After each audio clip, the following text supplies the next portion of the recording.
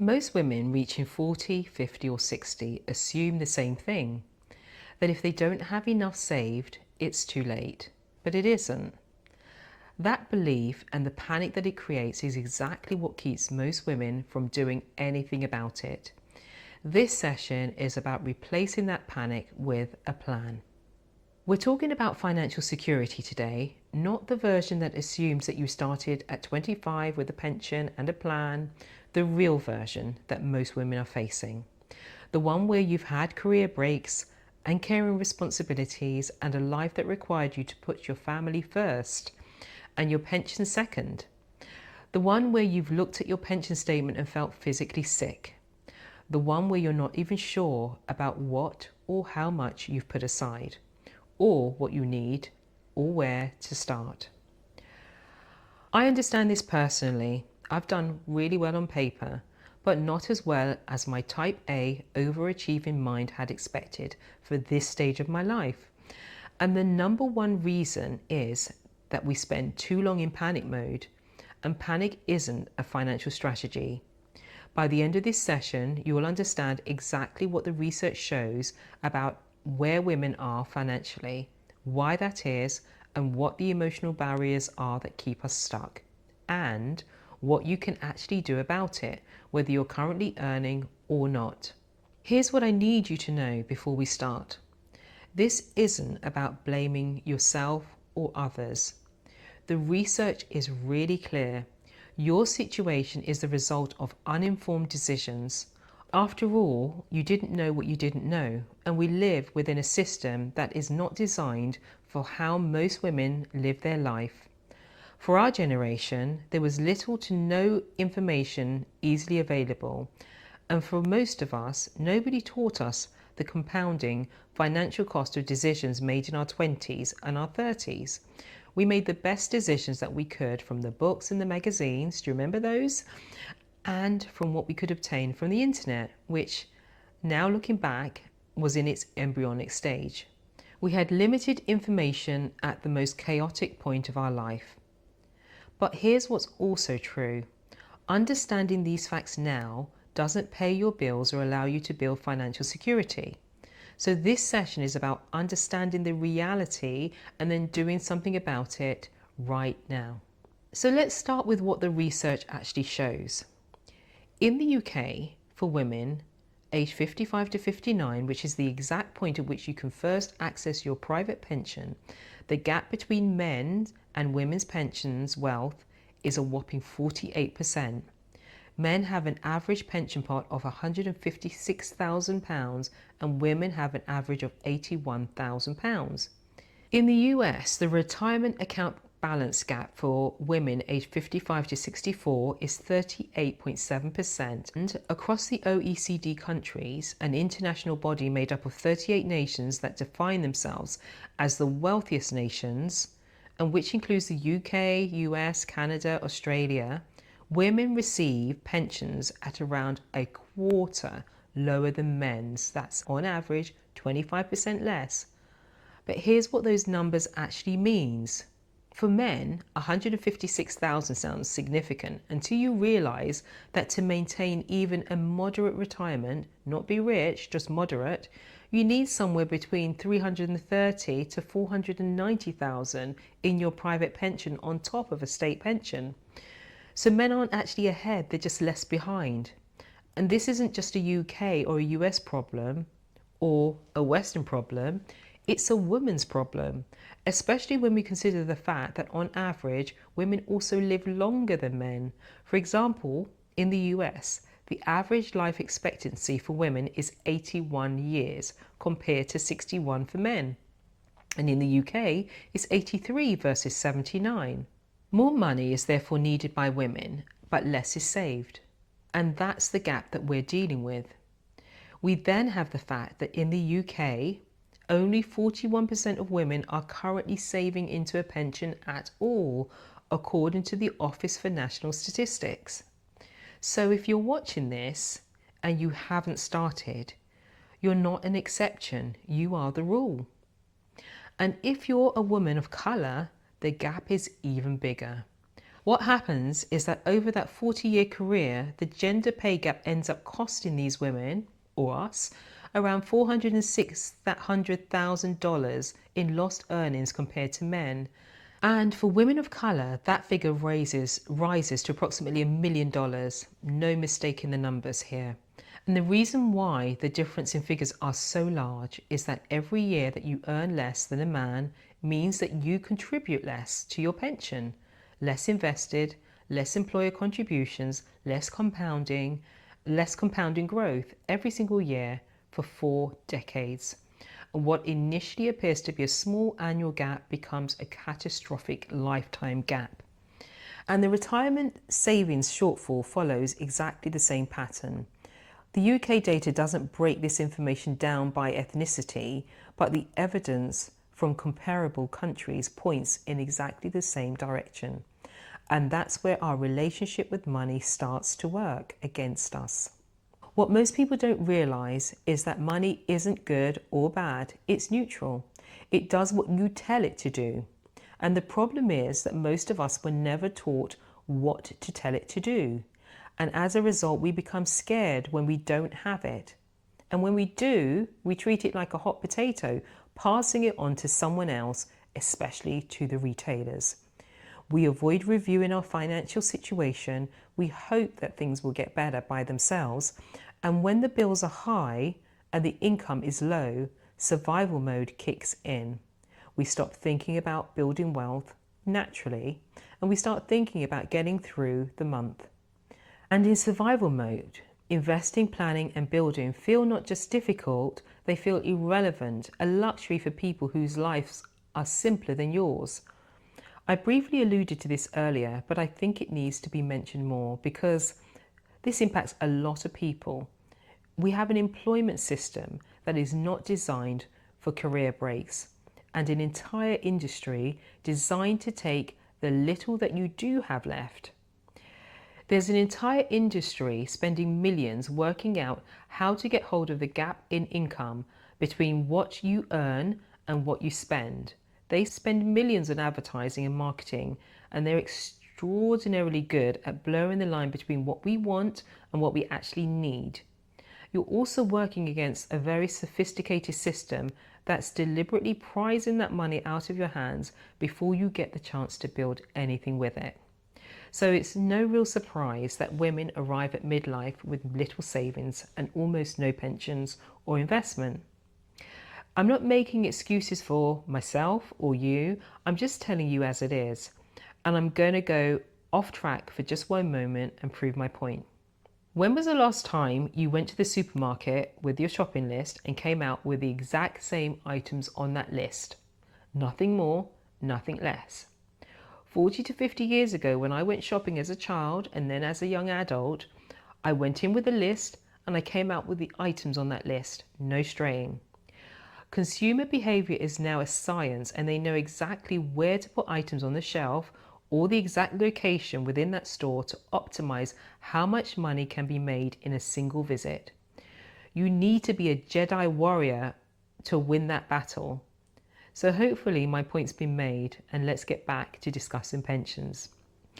As I mentioned earlier, the pension gap doesn't appear overnight. It creeps across the decades from a series of compounding disadvantages, meaning that each one builds on top of the last year after year after year. And some of us have had career breaks due to caring responsibilities, which have reduced our contributions. Part-time work reduces contributions. I know many women, including myself, who completely stopped their pension contributions for a while to help to manage our household costs. But what we didn't truly realise is that lower lifetime earnings reduce your contributions, and the longer you live, the more that shortfall matters. And for many women, there's also that emotional layer that the research names directly, a psychological shift from abundance to scarcity. That happens gradually, often without us even noticing.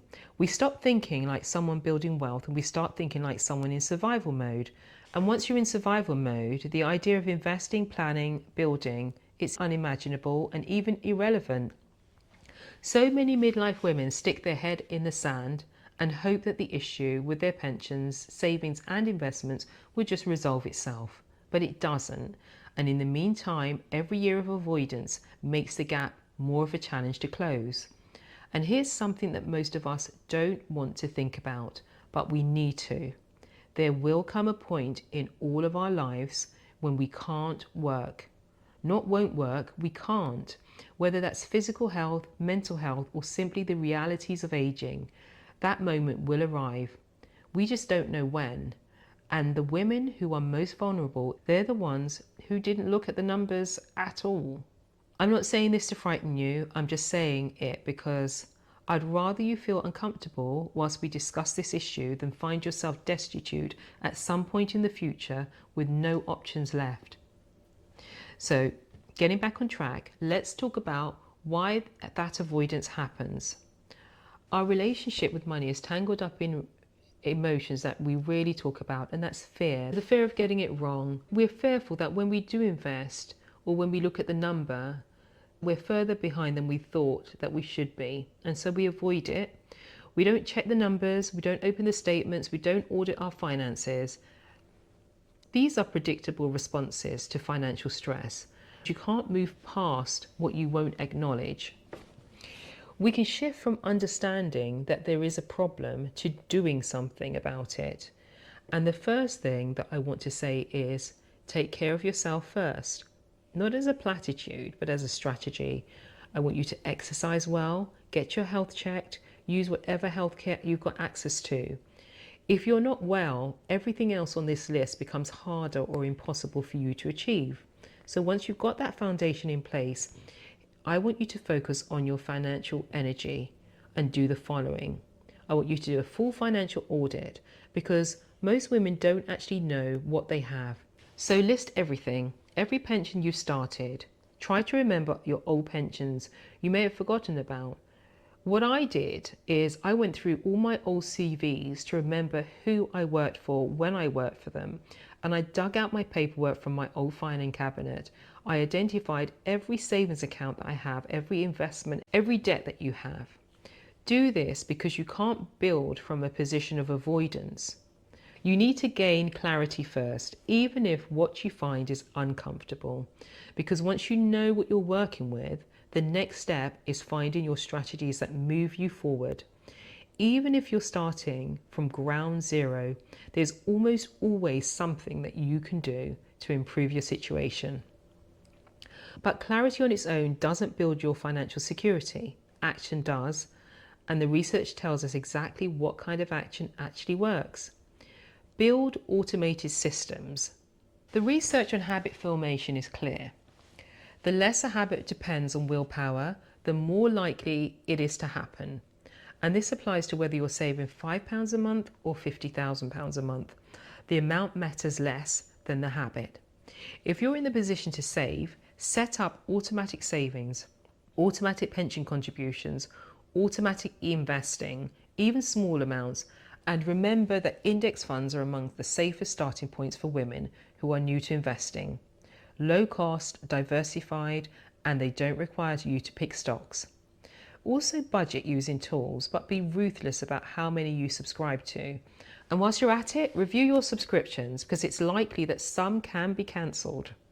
And if you're not yet able to save, start with the audit and the budget and know exactly where every pound or dollar is going, because you can't find extra money in a budget if you haven't looked at it.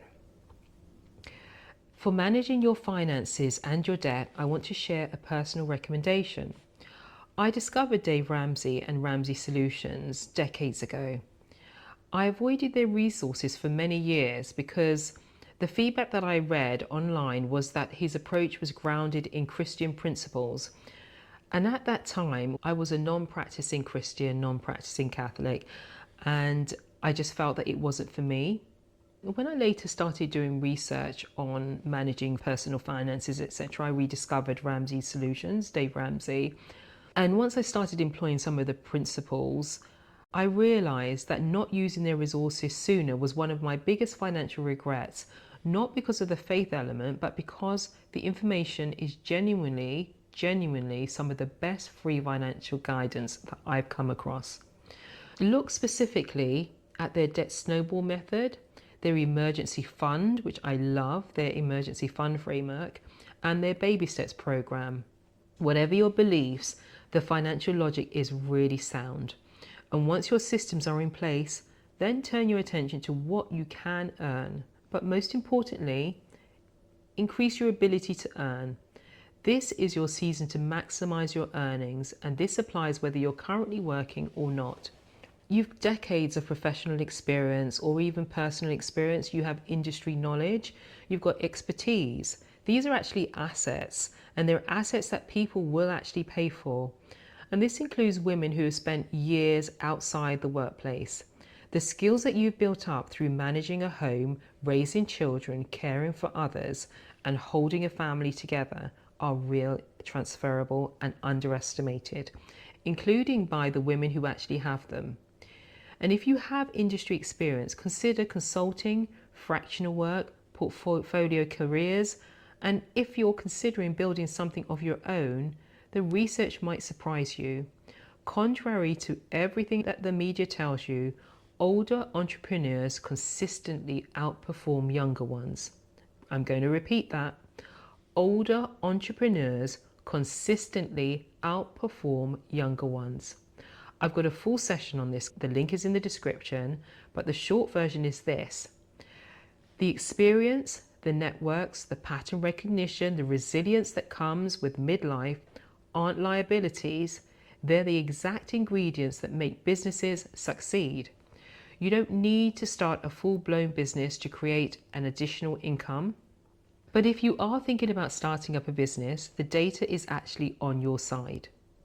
Whether you go through the employment route or the entrepreneurial one, I want you to stop treating your experience as your past and start treating it as your product. And if you want a structured way to do exactly that, that's what Now She Builds a Service is designed for. The link is in the description. And while you're building your earning power, don't overlook the foundations that protect everything that you're creating. Protect yourself legally and financially. Now, some of you might be relying on a partner's income or pension, and I want you to know that you still need to understand your own financial position. Women who are widowed or divorced in later life are among the most financially vulnerable. Know what you're entitled to and document everything. Financial security at 40, 50 or 60 doesn't begin with having more money.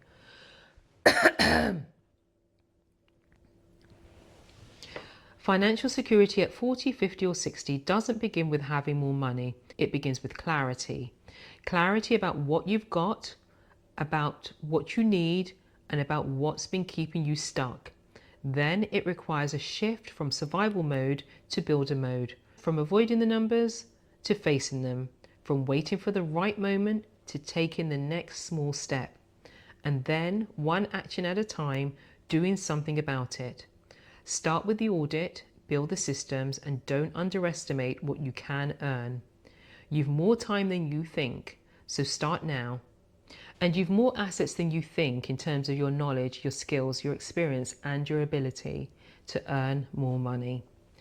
The goal isn't to have it all figured out right away. The goal is to get your head out of the sand, and I've done it too, and make a plan and start closing that gap one step at a time. And every step forward reduces not just the financial gap, but the stress, the fear, and the sleepless nights that come with avoiding it. If you could fix one thing about your financial situation right now, what would it be? Tell me in the comments and share this with a woman who needs to hear it right now. You don't have to figure this out alone. The system wasn't built for your life as a woman, but the gap between where you are and where you want to be financially can be reduced. Just remember that the bigger and more consistent the actions, the faster the gap closes. But even small, consistent steps reduces the gap over time. So start somewhere. Stay consistent, and I'll see you in the next session.